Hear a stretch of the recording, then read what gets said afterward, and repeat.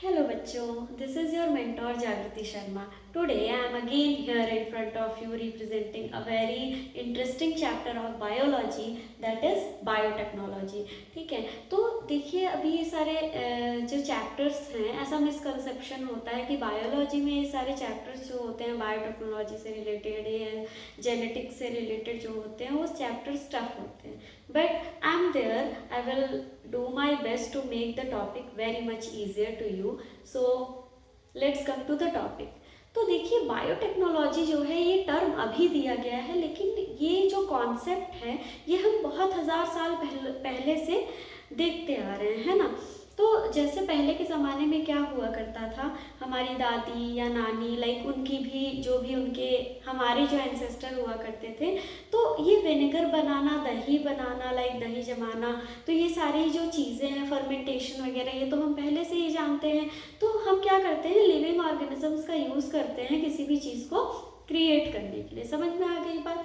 अब देखिए जब हम बायोलॉजी में कुछ पढ़ते हैं तो सबसे पहले हम देखते हैं कि कौन डिस्कवरर थे उस टॉपिक के, या फिर किसने ये टर्म दिया था. तो बायोटेक्नोलॉजी टर्म जो है एक हंगेरियन साइंटिस्ट थे. He was an agriculturalist. ठीक है, तो उन्होंने ये टर्म दिया था बायोटेक्नोलॉजी. ठीक है, कैरोली एर्की. ठीक है, उनका नेम क्या था, कैरोली एर्की नाम था. अब देखिए ये तो पूरे वर्ल्ड के हो गए कि इन्होंने ये जो है टर्म दिया था. अगर हम इंडिया की बात करें तो हमारे इंडियन साइंटिस्ट जो है वी एल चोपड़ा उन्होंने ये टर्म इंडिया में इंट्रोड्यूस किया था. ठीक है, अब देखिए as I have already told you कि ये जो ट्रेडिशन है लाइक बायोटेक्नोलॉजी वगैरह, ये टर्म अभी नया आया है, लेकिन ये कॉन्सेप्ट जो है पहले से बहुत साल पहले से ये चला आ रहा है. ठीक है, तो चलिए आगे बढ़ते हैं. हम ये जानते हैं कि बायोटेक्नोलॉजी है क्या. अब देखिए एक टर्म है biology. You are already aware of the fact that bio means living.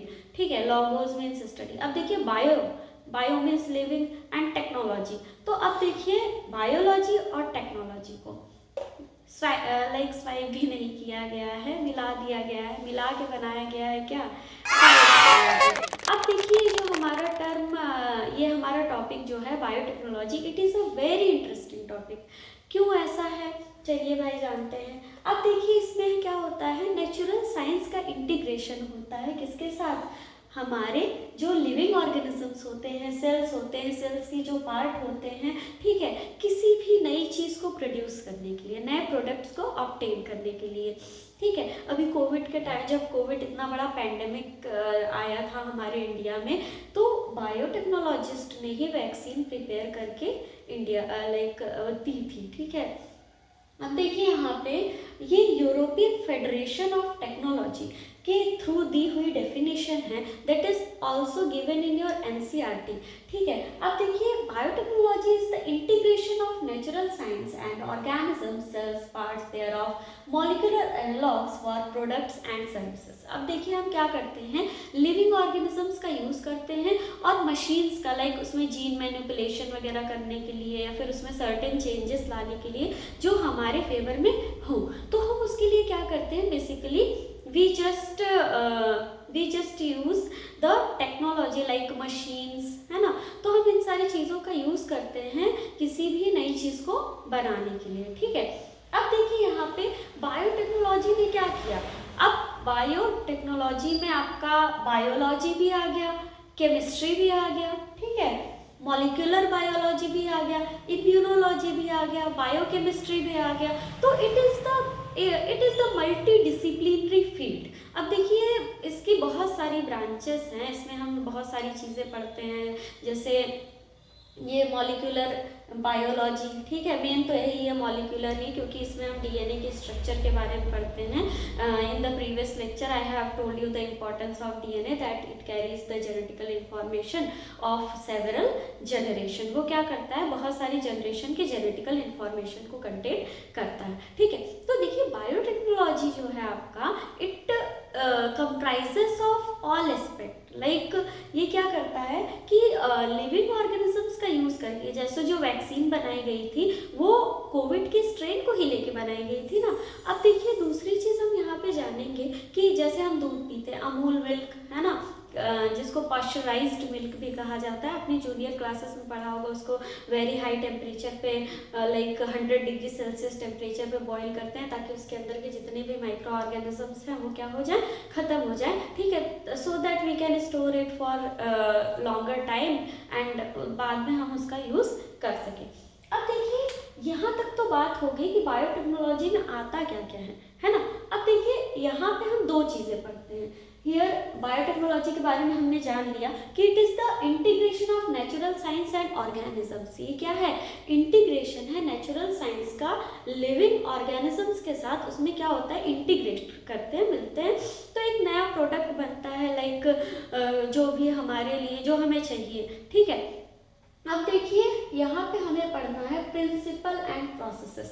तो देखिए अकॉर्डिंग टू योर एनसीईआरटी दो प्रिंसिपल हमें पढ़ने हैं। पहला है आपका जेनेटिकल इंजीनियरिंग। पहला क्या है, जेनेटिकल इंजीनियरिंग, ठीक है।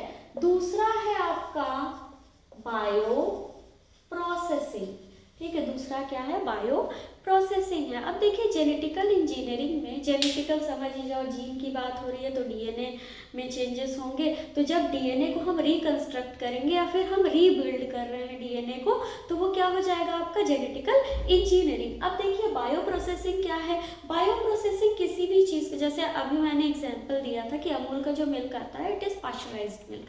तो जब हम उसको प्रोसेसिंग पैकेजिंग के लिए, ताकि हम पैक करके उसे रख दें तो बहुत टाइम तक वो चले, ठीक है। जैसे अभी आपके घर में जो है वो बाल्टी वाले भैया आते होंगे, दूध लेके आते होंगे, है ना, तो वो दूध दे के जाते होंगे। अगर उबाल के ना रखो और उसको ऐसे ही छोड़ दो तो देखोगे कि वो फट जाएगा, है ना।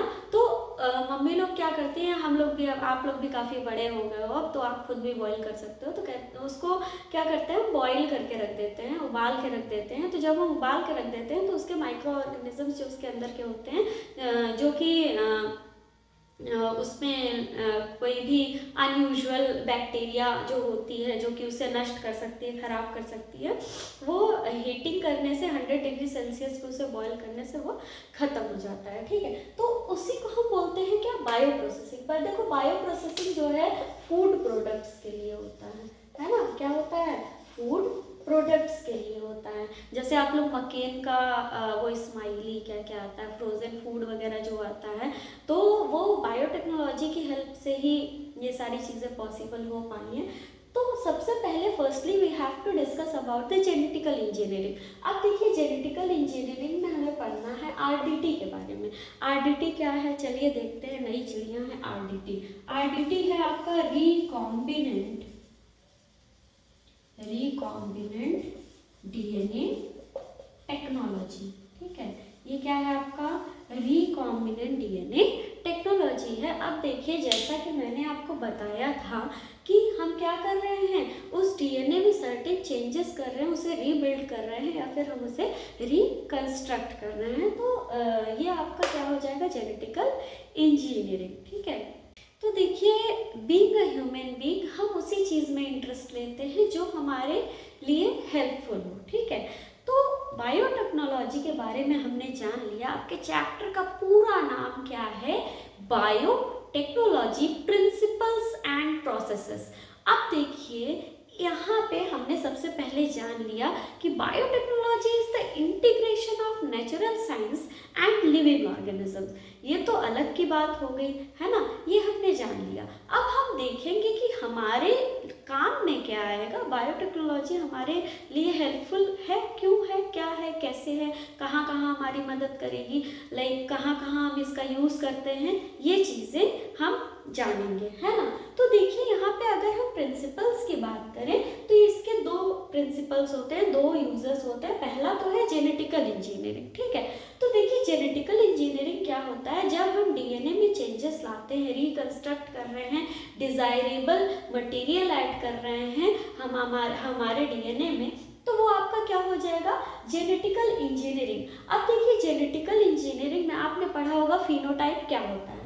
तो यहाँ पे होस्ट जो होगा, होस्ट यानी जिसकी बॉडी में हम चेंजेस ला रहे हैं, जिसके डीएनए में हम चेंजेस ला रहे हैं, वो फिनोटिपिकली क्या हो जाएगा, मॉडिफाई हो जाएगा। So genetical engineering is the technique to alter the DNA और आरएनए ऑफ एनी ऑर्गेनिज्म। ये क्या हो गया हमारा जेनेटिकल इंजीनियरिंग। तो अभी मैंने आपको बताया था कि जो पैकेज्ड फूड होता है, जो क्रीम पाउडर हम लोग लगाते हैं, फिर कुछ भी समथिंग वैक्सीन वगैरह जो होती है, ठीक है, तो वो किससे बन रही है? आपके बायो प्रोसेसिंग से। अब देखिए बायो प्रोसेसिंग में क्या किया जाता है, ऐसी कंडीशन मेंटेन की जाती है, ऐसी स्टेराइल कंडीशन बनाई जाती है कि जिन माइक्रोब्स का हम ग्रोथ चाहते हैं उन्हीं में ग्रोथ होगी, उन्हीं में डिवीजन होगा, वही उस इन्वायरमेंट में सर्वाइव कर पाएंगे और बाकी जो एक्सेस माइक्रो ऑर्गेनिजम्स होंगे वो खत्म हो जाएंगे। ठीक है, तो बायो प्रोसेसिंग में हम क्या करते हैं, डिजायर्ड माइक्रोब को हम ग्रो कराते हैं, ठीक है, और हम ये इंश्योर करते हैं कि वहाँ पे कोई भी कंटामिनेशन ना हो। ठीक है, चलिए अब हम देखते हैं जो हमने पहला प्रिंसिपल पढ़ा था, जेनेटिकल इंजीनियरिंग। ठीक है, तो जेनेटिकल इंजीनियरिंग टर्म जब आता है तो हमारे दिमाग में सबसे पहले क्या आता है, हमारा वही प्यारा सा डीएनए जो कि one generation to another generation जो है बिना किसी गिला शिकवा के वो ढेर सारे बोझ को कैरी करके यहाँ से वहाँ, वहाँ से यहाँ, लाइक सेवरल जनरेशन्स के जीन के बोझ को बेचारा हमारा जो डीएनए है वो कैरी कर रहा है। और बायोटेक्नोलॉजी में डीएनए के साथ बहुत ज़्यादती की जाती है, यहाँ से काटा जाता है, वहाँ से कि यहाँ से डिवाइड हो रहा है, वहाँ से डिवाइड हो रहा है, जहाँ से डिवाइड हो रहा है काट के निकालो, नया जीन इंट्रोड्यूस करो। तो डीएनए के साथ जो है बहुत ज़्यादा ज़्यादती हो रही है और उसी ज़्यादती के बारे में, लाइक जो भी कह लो इन योर लैंग्वेज, उसी के बारे में हमें यहाँ पे पढ़ना है। ठीक है, अब देखिए यहाँ पे रिकॉम्बिनेंट डीएनए होता क्या है, वही मॉडिफाइड डीएनए जिसमें आपने क्या किया था, अपने डिजायर्ड जीन को इंट्रोड्यूस करा दिया था, उसी को हम क्या बोल रहे थे, आरडीएनए बोल रहे थे। अब देखिए रिकॉम्बिनेंट डीएनए कैसे बनता है, डीएनए मॉलिक्यूल को लाइगेट कर दिया जाता है वेक्टर में। अब देखिए वेक्टर क्या होता है, extra chromosomal part of DNA जिसके पास कैपेबिलिटी होती है जो कि होस्ट की बॉडी में जाने के बाद भी वो क्या कर सके, डिवाइड कर सके। समझ में आ रही है बात।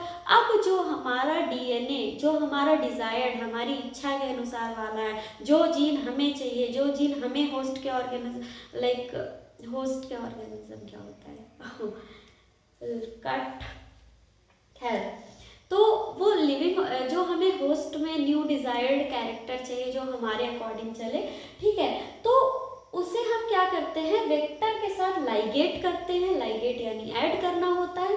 उसके बाद हम लिविंग ऑर्गेनिजम्स की बॉडी में होस्ट ऑर्गेनिज्म जो होता है उसमें हम इंट्रोड्यूस करा देते हैं। और जब हम डीएनए में चेंजेस कर रहे हैं तो बेटा यहाँ पे क्या होगा, यहाँ पे होगा जेनेटिकल रिकॉम्बिनेशन, एक नया कैरेक्टर है उसकी बॉडी में इंट्रोड्यूस करा दे रहे हैं। कैसे, हमने डीएनए में चेंजेस किए और डीएनए क्या करेगा, डीएनए सभी चीज़ों में चेंजेस कर देगा। ठीक है, अब देखिए थोड़ा सा ओवरव्यू हम ले लेते हैं कि जो प्रोसेस होता है वो शुरू कहाँ से होता है बेटा। ठीक है, अब देखो जैसे एक छोटा सा एग्जांपल लो, सपोज करो यहाँ पहले देखो मॉर्टिन वगैरह जला दो तो क्या होता था, जो मच्छर होते थे वो बेहोश होने का नाटक करके यूं करके गिर जाया करते थे, है ना। और अब क्या होता है, ऑल आउट लगा दो, ऑल आउट के ऊपर ये भन भन करते हैं वो मच्छर जो है ऐसे डांस करते रहते हैं ऐसे करके, लाइक डांस तो करते ही रहते हैं वो, है ना। ऑल आउट के पास क्यों, लिविंग ऑर्गेनिज्म है। लिविंग ऑर्गेनिज्म की स्पेशलिटी क्या है, लिविंग ऑर्गेनिज्म की स्पेशलिटी क्या है, उनकी स्पेशलिटी यही है कि वातावरण के हिसाब से होम्योस्टेसिस करते हैं, अपनी बॉडी में क्या करते हैं, चेंजेस लाते हैं, बदलाव लाते हैं, इवन की रेजिस्ट करते हैं, चीज़ों को रेजिस्टेबल बना लेते हैं, अपनी बॉडी को सारी चीज़ें बर्दाश्त करते हैं। अब देखो मच्छर यहाँ घूम रहा है, हम अपनी बॉडी में ऐसा जीन इंट्रोड्यूस करा लें कि मच्छर हमें काटे और मर जाए, है ना।